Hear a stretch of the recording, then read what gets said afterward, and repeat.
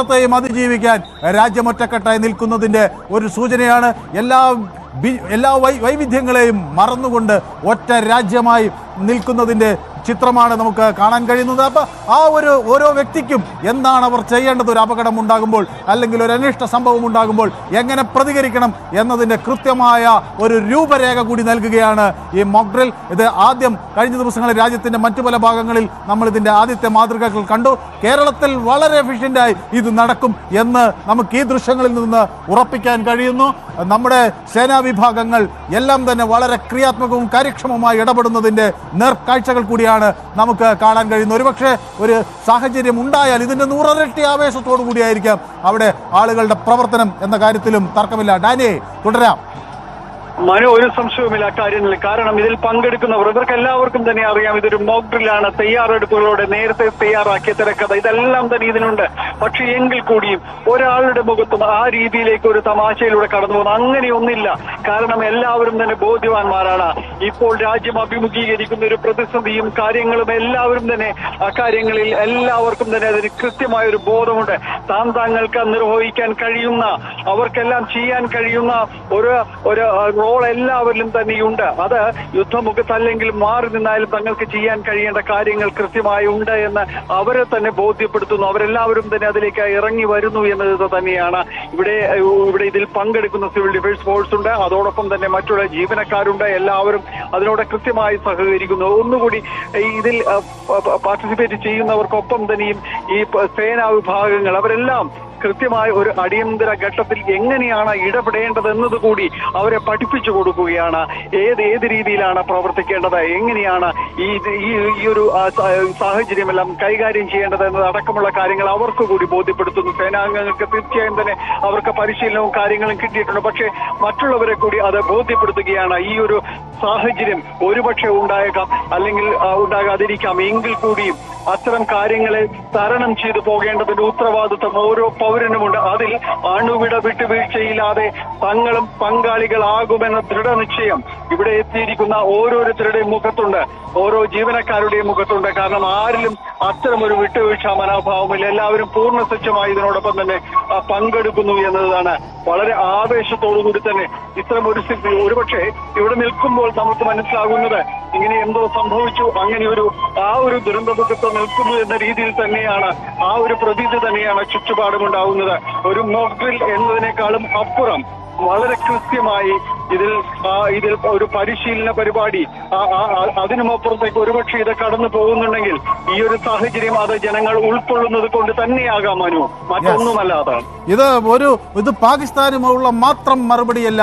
ഇന്ത്യയെ ആക്രമിക്കാൻ ആഗ്രഹിക്കുന്ന അല്ലെങ്കിൽ അങ്ങനെ ലക്ഷ്യമിടുന്ന എല്ലാവർക്കുമുള്ള കൂട്ടായ മറുപടിയാണ് രാജ്യം നൽകുന്നത് എന്ന് വ്യക്തമാകുന്നു. ഞാനിതിൻ്റെ യൂട്യൂബ് കമൻസിലേക്ക് പോകുമ്പോൾ ഈ നിരവധി ആളുകൾ ജയ് ഹിന്ദ് എന്ന് വിളിക്കുന്നു, ഭാരതത്തിന് അവരുടെ ആശംസകൾ അറിയിച്ചുകൊണ്ട് ചുവന്ന ഹൃദയങ്ങൾ അർപ്പിക്കുന്നു. അങ്ങനെ ലോകത്തെ ഏറ്റവും ജനസംഖ്യയുള്ളൊരു രാജ്യം, അതിലെ ഓരോ മനുഷ്യരെയും രക്ഷിക്കാൻ എങ്ങനെ കഴിയുമെന്നതിനെക്കുറിച്ച് ഏറ്റവും ഗൗരവമായി ആലോചിക്കുന്നു എന്നതിൻ്റെ നിർസാക്ഷ്യമാണ് ഈ മോക്ക് ഡ്രിൽ എന്ന കാര്യത്തിൽ സംശയമില്ല. അതെത്ര ക്രിയാത്മകവും എത്ര കാര്യക്ഷമമായി നടപ്പിലാക്കാൻ ഈ രാജ്യത്തിന് കഴിയുന്നു എന്നതിൻ്റെ ദൃശ്യങ്ങൾ കൂടിയാണ് നമുക്ക് ഇവിടെ കാണാൻ കഴിയുന്നത്. കേരളത്തിൽ അത് വളരെ ഫലപ്രദമായി നടപ്പിലാക്കാൻ കഴിയും എന്നതിൻ്റെ തെളിവാണിത്. ഒരു അപകടം, ഒരു അനിഷ്ട സംഭവം ഉണ്ടായാൽ നമുക്ക് വേണ്ടി ഓടിയെത്താൻ നമുക്കൊരു സംവിധാനമുണ്ട് എന്ന് ഓരോ പൗരനെയും ഓർമ്മിപ്പിക്കുന്ന, ഓരോ ജീവൻ രക്ഷിക്കാൻ നമുക്കൊരു ഉത്തരവാദിത്വമുണ്ട് എന്ന് ഓരോ ഇന്ത്യക്കാരനെയും ഓർമ്മിപ്പിക്കുന്ന ഒരു നിമിഷം. അതിൻ്റെ കൃത്യമായ ദൃശ്യങ്ങളാണ് നമുക്ക് അവിടെ നിന്ന് ലഭിക്കുന്നത്. ഡാനി, ഇപ്പോൾ ഈ രക്ഷാപ്രവർത്തനങ്ങളിൽ ഒരു ആഭാല വൃദ്ധം ജനങ്ങൾ പങ്കെടുക്കുന്നു എന്നത് ഒരു പ്രധാനപ്പെട്ട കാര്യമാണ്. വനിതാ ഉദ്യോഗസ്ഥർ അവർ വളരെ കൃത്യമായി പങ്കെടുക്കുന്നു എന്നതിൻ്റെ സൂചന നമുക്ക് കാണാം. കുട്ടികൾ NCC, അതുപോലെ സ്കൗട്ടിലെ കുട്ടികൾ എല്ലാം അവരുടെ ഉത്തരവാദിത്വവും ദൗത്യവും തിരിച്ചറിഞ്ഞ് അവർ ഈ മേഖലയിൽ നിൽക്കുന്നു എന്നതിൻ്റെ ദൃശ്യങ്ങൾ നമുക്ക് കാണാൻ കഴിയും. ഡാനി, ഇത് നമുക്കറിയാം ഏറ്റവും തിരക്ക് പിടിച്ചൊരു സ്ഥലമാണ് കാക്കനാടിലെ കലക്ടറേറ്റ്. അവിടെ ഇത്തരം ഒരു പ്രവർത്തനം നടത്തുമ്പോൾ എന്തൊക്കെ തരത്തിലുള്ള ഒരു സജ്ജീകരണങ്ങൾ അവിടെ ശ്രദ്ധേയമായി എന്നതാണ് ഡാനി കരുതുന്നത്?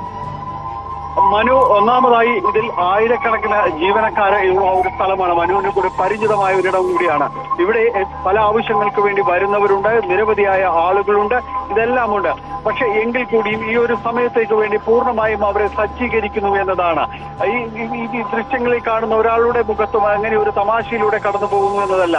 ഇവിടേക്ക് കടന്നു വരാൻ കഴിയുന്ന സാഹചര്യങ്ങൾ, കാരണം ഇവിടെ കൂടുതലായിട്ട് ഈ മറ്റു പാർക്കിങ്ങുകൾ കാര്യങ്ങളും എല്ലാം തന്നെയുണ്ട്. ഇവിടെ ഇതെല്ലാം തന്നെ പൂർണ്ണമായും സജ്ജീകരിക്കുന്നു എന്നതാണ്.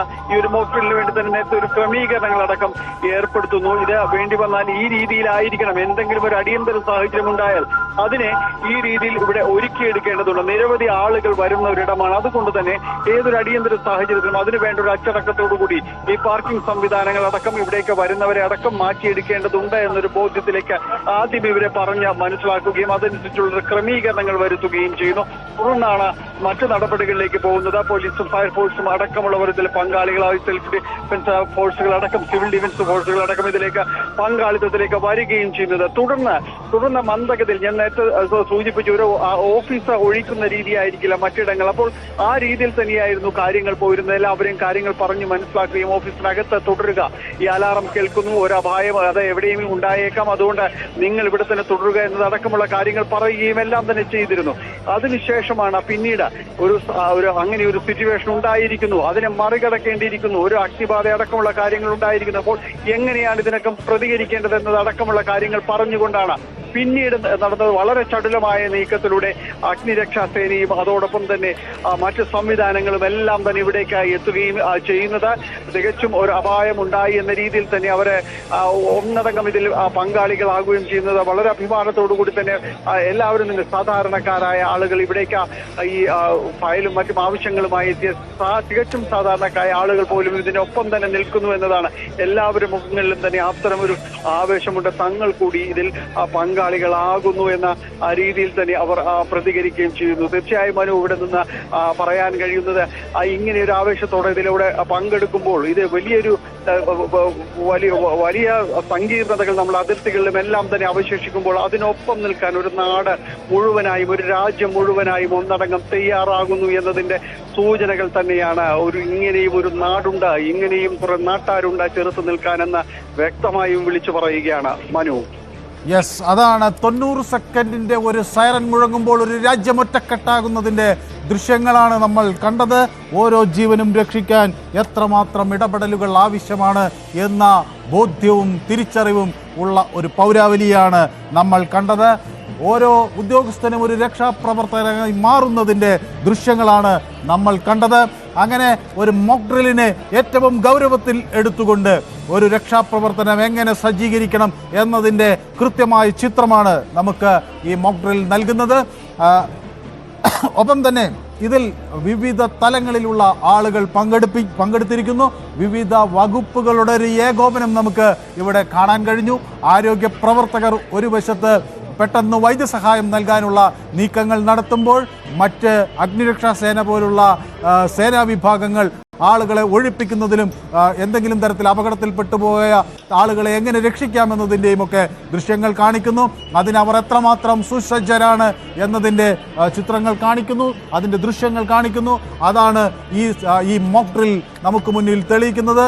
ഒപ്പം NCC, സ്കൗട്ട് തുടങ്ങിയ കുട്ടികളുടെ എത്രമാത്രം അവർ ഈ രാജ്യത്തിൻ്റെ കൂട്ടായ വിജയത്തിനു വേണ്ടി എത്രമാത്രം സ്വയം ത്യാഗം ചെയ്യാൻ തയ്യാറാകുന്നു എന്നതിൻ്റെ കൂടി സമർപ്പണ മനോഭാവത്തിൻ്റെ കൂടി ഒരു ദൃശ്യമാവുകയാണ് ഈ മോക്ക് ഡ്രിൽ. അങ്ങനെ 90 സെക്കൻഡിൻ്റെ